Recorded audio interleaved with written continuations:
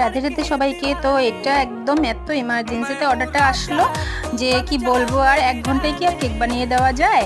তো আমি কি করব না বলছিলাম ফার্স্টে, তারপর বললো না তোমার হাতে কেক লাগবে, তার জন্য আর এত ভালোবাসা দেখে আর না করে থাকতে পারলাম না। তারপরে কি করব, মানে বলেছিলাম, তবুও 5টার সময় অর্ডারটা এসেছিল, বলেছিলাম যে 8টা কিন্তু বাজবে। তো ওরা ততও তারা রাজি যে হবে, আমার 8টা বাজলেও আমি কেকটা তোমার থেকেই নেবো।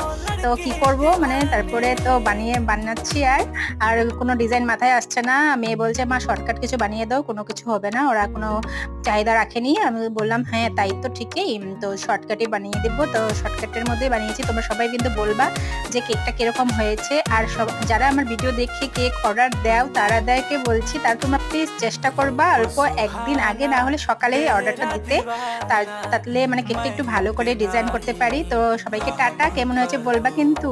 টাটা।